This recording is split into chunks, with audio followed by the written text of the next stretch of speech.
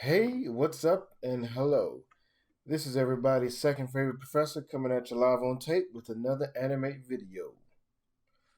So today we're going to get started in Adobe Animate CC 2021 version. So to start off, we're going to go to Create New. And now by default, we're going to go with just the standard Full HD 1920 by 1080. We're going to set our frame rate to 12 versus 30 because this is 2D animation. And we're going to leave our platform type to ActionScript 3.0 because we're going to be making videos versus exporting this for web. So once you push create, the artboard will open up, the interface will be shown. So now going from the top left, you have the selection tool. Right click on it or left click on it. You can go to the sub selection tool, which is very similar to the black and white arrow tool selection versus the direct select tool. You have the free transform tool under that. Keyboard shortcut is Q instead of T. You have the lasso tool. You have the fluid brush tool. You have the classic brush, eraser. Then you have the rectangle tool, and then clicking on that as well, right click, you can pull up the different options. You have the line tool, pen tool, type tool, paint bucket tool, eyedropper tool, and what I call the pen tool or asset wrap tool, and then the pan tool. Generally speaking, you're going to be holding spacebar to pan around your object, so you never actually click on these tools here. And of course, as you know, Control plus, Control minus is zoom in, zoom out. Now jumping over to the right hand side, you have the toolbar under properties. This, again, like all the other Adobe programs, it shifts based on what tool you are on. So if I'm on a type tool, it's going to shift the type, so on and so forth. The library is also unique to Animate. You have the Creative Cloud library, which you go to Window, and you can go to CC library. This CC library is a library that is attached to all of your other projects in Adobe, versus this library is just attached to the Animate file that you are currently working on. Now, going over to the further right, you have the expanded panel. You have your basic color, swatches, transform, rotation, alignment, brush library, so on and so forth. And then the most important panel in Animate, outside of the actual artboard itself, is going to be the actual timeline, which is at the bottom. So this timeline is how you make an animation or how you control what happens on the artboard or stage. That being said, in order to get started, we're going to go to properties, and then when you click on the stage, you can see that this is the stage property. You can change the color if you so choose, but I'm going to leave it at white. You can manipulate the size. You can manipulate the frame rate here. So to get started, we're going to drag out a type box. So we're going to click T for type, drag out a text box, and now you can change the point size to say 200. And then also, because we're on the type tool, we can choose a font we want. So I'm going to type out my name. And you can also change the color, like so, having to highlight it and then choosing a different color. Now, when it comes to text in Animate, right now we can edit the text. But if we go to Modify, Break Apart, or Control B, we can break apart the letters individually. But now they can still be edited separately. But if we go to break apart one more time, so highlighting all of these, marking over all of these, we can go to modify, break apart again. So as you can see now, they have little dots in them. That means they are registered as shapes. So you can no longer change the font. You can change the color, but Animate reads these as shapes, no longer font letters. So in order to start animating this, we want to make a asset in the library. So I'm going to click on library, and now I'm going to click on the letter A, and then I'm going to go to modify, convert to symbol, or keyboard shortcut F8. Now, when you bring in anything from Illustrator or an image, or you make something in Animate, you always have to make it a graphic symbol first so that it can populate in the library. So I'm going to simply type in A as the name. Under type, I'm going to put movie clip is the default. We don't need the button. We need to make sure that it's a graphic first. And then I'm going to make sure my registration mark is set to center. And then hit OK. So now you can see it's populated in the library, so I can now actually delete it off of the stage. And I'm going to continue doing the same thing. F8, L, delete, E, F8, E, delete. Same thing. So now we have the letters in the actual library itself. So now when it comes to animation,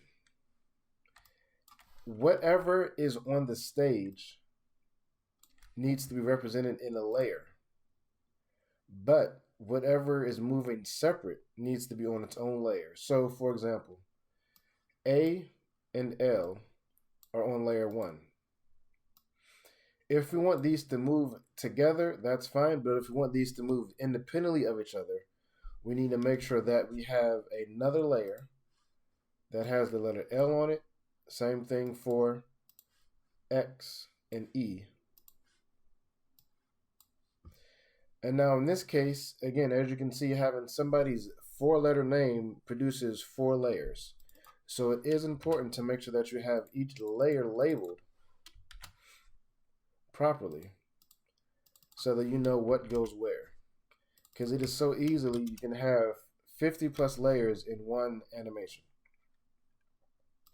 Now the layer order doesn't necessarily matter in this instance, but I'm going to just order it like so. Now, we have the timeline here, but it's at layer 1, frame 1 by default. We have 4 layers, but we have 1 frame for each layer. We need to give our timeline some more space, which now comes into play the actual timeline and frame rate. Remember in the beginning when we set it to 12, well, 12 frames is right here, which correlates to 1 second. So every 12 of these frames equals 1 second. So if you have an animation that's 10 seconds, it needs to be 120 frames long. So in order to give us breathing room for the timeline, as you can see, the timeline cannot move. It is stuck at layer 1, frame 1. I'm going to highlight all the layers at frame 120, which is 10 seconds. Keyboard shortcut F5 adds more frames. So now we can see the timeline can move freely across these 120 frames. But now we also want to make sure that we set in motion. So we have this first keyframe here, and you can tell a keyframe by the black dot on the frame. So now I'm going to click on A, the first layer, and I'm going to go up to Insert, Create Classic Tween. So when you create a classic tween, it automatically puts dots on the layer and turns it purple. You can tell it has no tween on it, but an object is on the layer. So if we were to make another layer, as you can see here, this layer also extends to 120, but it has nothing on it because there's no frame on it. So if I were to drag out another letter, as you can see, it now has registered to something being on that layer by adding a keyframe dot. So I'm going to delete that. So now I'm going to add a tween to all the rest of the layers, because a tween is the only way you can actually set anything in motion. So for example, I'm going to start all of my letters at opposing sides of the artboard. So now in Animate, much like in Illustrator, Photoshop, when you have something that's not on the artboard, when you export it, it will not be seen. This is the same thing. Anything that's not on the white stage will be cut off or trimmed off when you export the actual movie itself.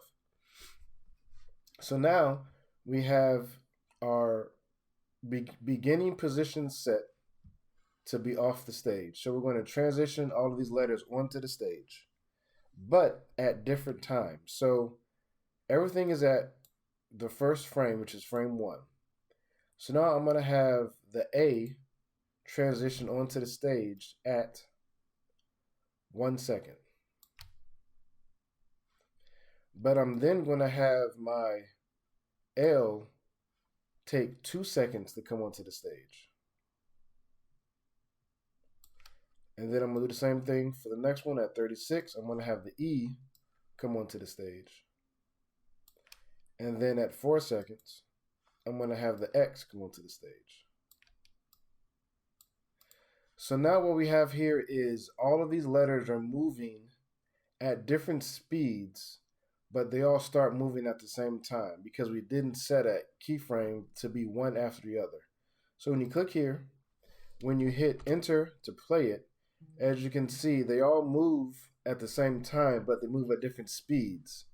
That is because they're all moving roughly the same distance, relatively, meaning the X and A are moving at the same distance, and the E and L are moving in the same distance, but they're all moving at different speeds because the A takes 1 second to transition, but the X, moving roughly the same space, takes 4 seconds. So that's how you can control the speed of things. Speed is controlled by the amount of frames in between the two keyframes. And remember, the keyframes are the 2 black dots on the actual scene. So let me undo this. So I want it to be animated in so that first the A comes on, then the L, then the E, then the X, which means you're going to need to set up multiple keyframes across these layers. So step 1, A, and then now I want it to animate in like so. But I don't want the L to move until this point, so I need to click on this keyframe and insert F6, a manual keyframe, so that between here and here, the program knows the L stays static while the A is moving. But then at the 24 frame mark, we can drag the L, which is 1 second. So it's going to move, and then it's going to transition on. So the same thing for the next one. I'm going to hit the keyframe just below this on the E layer, F6, so that the program knows to, again, keep the E static for 2 seconds before allowing it to move. So at 36 frames, which is 3 seconds, I can drag the E onto the stage. And then now the same thing for the X, F6, insert a keyframe. And then at 4 seconds, I'm going to drag the X onto the stage. So now they're all moving at roughly the same speed, but they're all moving at different times. So the A transitions in first, the L, the E, and the X. Now, as you can see here, it's not perfectly lined up. Now, we could do this by simply using the ruler. Or, in this instance, if you know where you want your actual objects to end up, you could work in reverse. And I'm going to show you how to do that now. So I'm going to undo all this.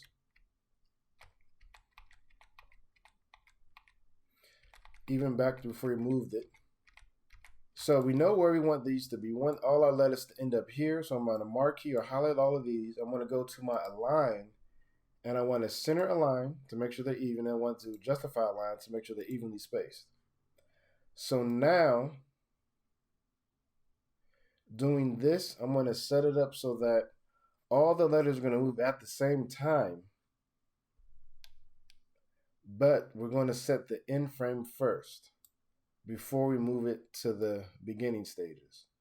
So I'm going to highlight all of these frames here. I'm going to hit F6, and then I'm going to go back to the beginning, and then I'm going to edit where this comes from. So I'm going to change up where I have these coming from.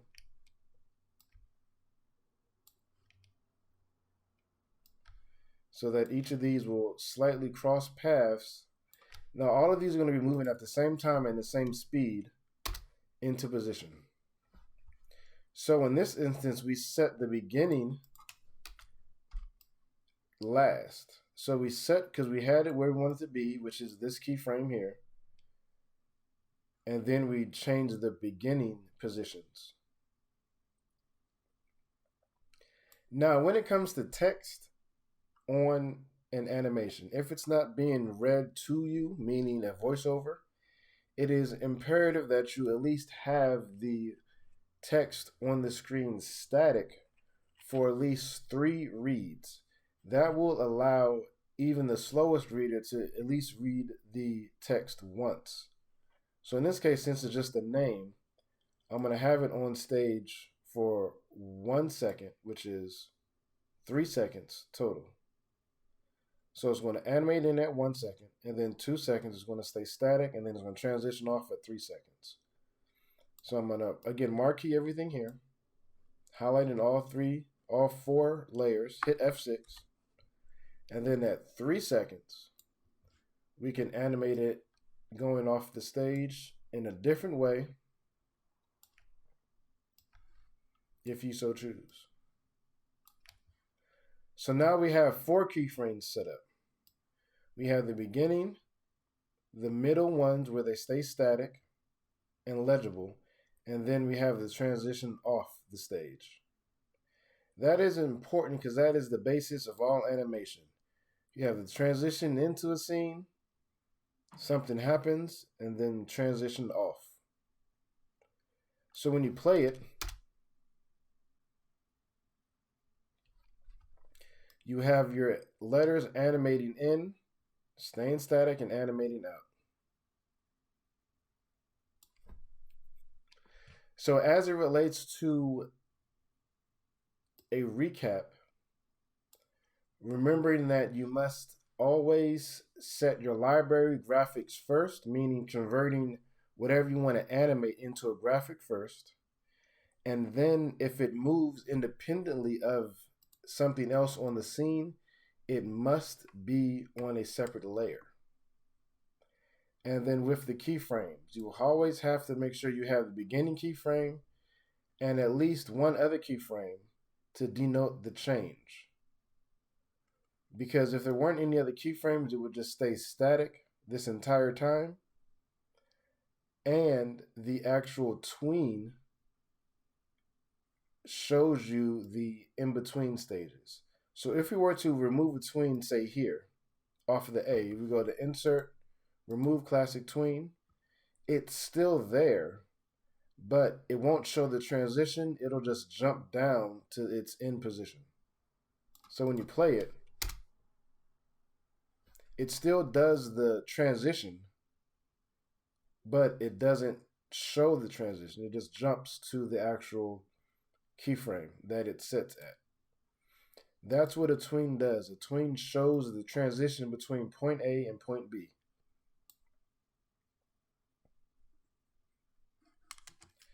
And that is the basis of animation as it relates to how to set up a basic tween and start a seemingly complex motion using multiple objects.